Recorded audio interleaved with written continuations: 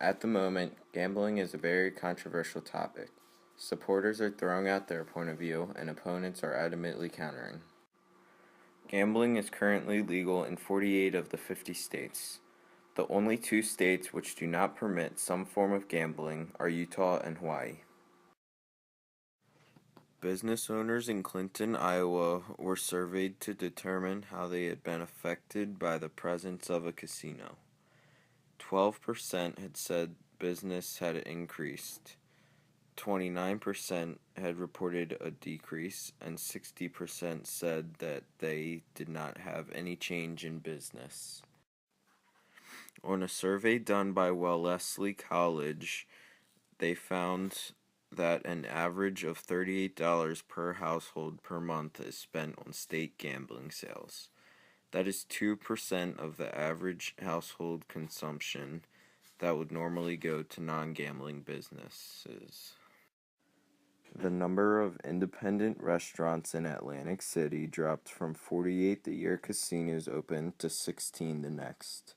Also in Atlantic City, just 4 years after the casino's arrival, 1/3 of the city's retail businesses had closed.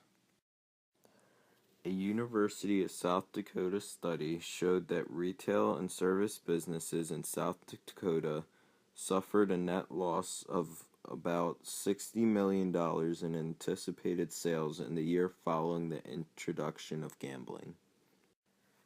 More than 70% of businesses in Natchez, Mississippi reported declining sales within the first few months of the opening of the city's first casino.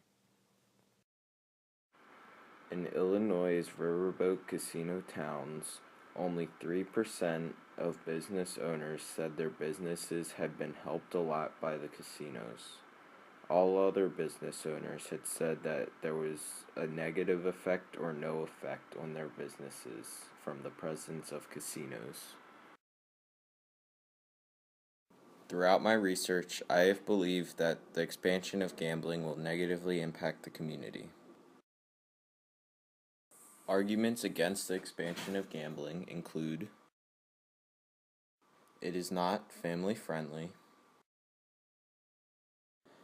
It contributes to increases in crime.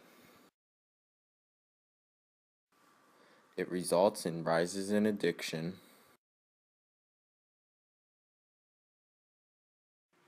It is intrusive on necessary services. Gambling has been expanding for centuries. A variety of civilizations have contributed to gambling in the United States. Keno and Paigan poker came from China. Europe contributed craps, baccarat, roulette, and blackjack. Ancient Rome and Greece sanctioned sports betting. As time has evolved, so have the games, the betting, and the laws governing gambling. In 2014, one of the most discussed and debated forms of gambling expansion is internet gambling. States have tried to pass legislation related to gambling expansion with varying degrees of success. For example, in February of 2014, Pennsylvania introduced legislation to prohibit online gambling. This legislation is still in committee. In March of 2014, California introduced legislation to allow interstate internet poker. This legislation is also still in committee. In May of 2014, legislation to allow for the sale of lottery tickets over the internet failed in Florida. West Virginia introduced a resolution to study internet gaming and lottery. Colorado and Maryland enacted laws prohibiting online lottery sales. There were 3 waves of gambling in the United States. First, lotteries were used to finance the settlement costs of the first colonies. Second, in the 1800s, gambling was a popular way of financing trips to the West. Third, when Nevada again legalized casinos during the Great Depression. During the 21st century, gambling has been one of the country's fastest growing industries. Legalized gambling generates about $100 billion in revenue, nationwide every year. One strong argument against gambling expansion is that it's not family friendly. If your kids gamble, they're playing with more than just money. They're 3 times more likely to drink alcohol, 4 times more likely to smoke, and are twice as likely to use other illegal drugs. If your kids gamble, they're 3 to 4 times more likely to steal, be in a gang fight, or get in trouble with the law. Youth gambling is not a game. Large corporations such as Disney outwardly oppose gambling expansion.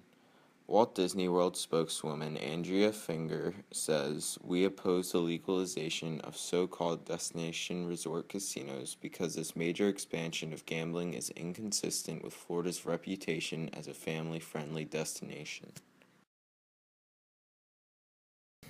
Disney is leading by example.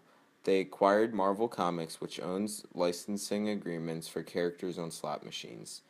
They have discontinued Marvel's plans to renew existing licensing agreements. Disney has also halted Marvel's plans to enter into new licensing agreements. When parents and fans went to watch games in the South Florida Youth Football League last year, this is what surrounded them. Outside the Lines documented several examples of illegal gambling throughout last season and at a number of parks. Oftentimes, the gambling occurred in plain view of parents, children, and even police officers. Afterward, we showed our video to local law enforcement and league officials, including league president Michael Spivey. It's just bad for the other fans that are there, that's there to have a good time.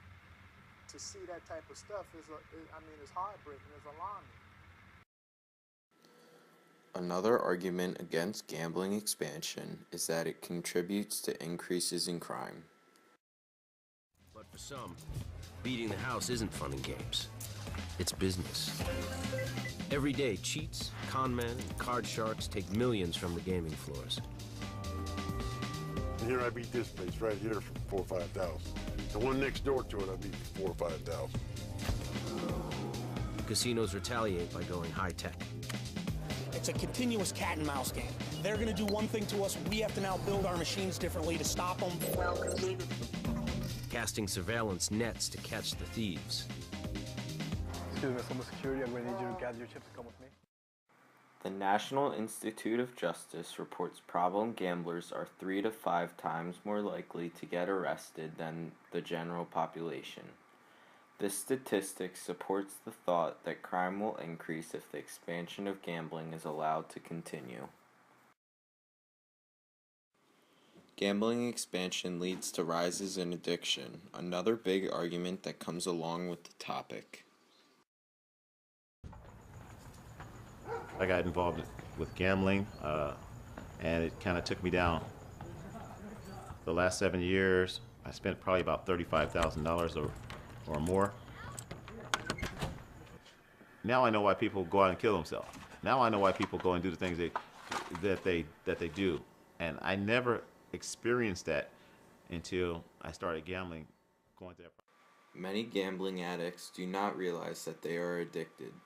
This is one of their main problems. They continue to gamble thinking they will win big. Before they know it, many have lost everything they own and have turned to illegal activities to get cash to support their gambling addiction.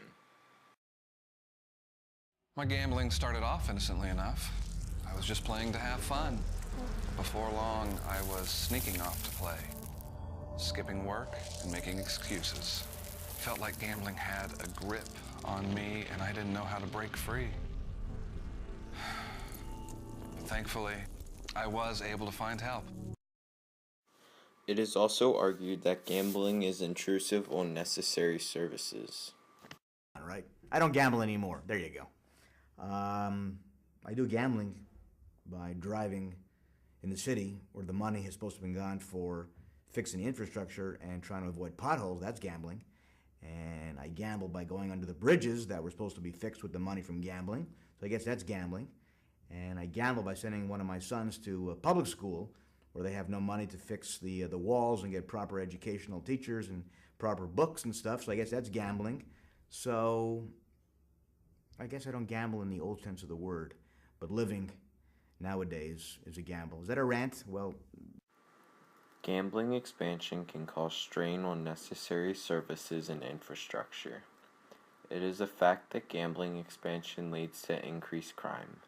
These increases in crime can lead to a strain in police presence, police investigations, and the need for emergency services such as ambulatory transport and hospitals. Casino-driven traffic can increase traffic and strain local transportation systems and roads with negative consequences. As more cars are added to the roadway, air quality and traffic safety decline.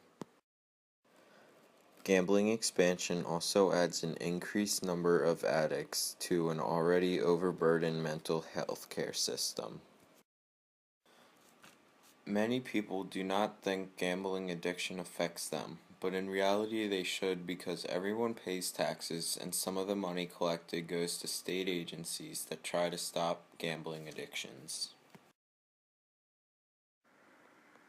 Doing this project, I learned that gambling expansion is a significant problem everywhere. Usually when I hear about gambling, I think of slot machines and casinos. This project has made me realize that anyone can gamble on anything, from horse racing to youth football. This helped me realize how big of a topic I was dealing with throughout the year. Also, at the beginning of the year, I did not realize that gambling would put a strain on other necessary services like police and healthcare. Internet gambling is a huge topic to decide to legalize or not. I have never thought of gambling on the internet before. That is one of the fastest expanding parts of gambling at the current moment. Family life is greatly affected by gambling. It is a bad influence on kids, and an addict could spend all of their family's money. In conclusion, if the expansion of gambling is allowed to continue, the effects on the community, family life, and infrastructure of today and the future could be devastating. Healthcare resources would be strained, police would be distracted with crime much more often, and families would be greatly impacted in a negative way. Some states have already started to ban some forms of gambling, and many more will follow.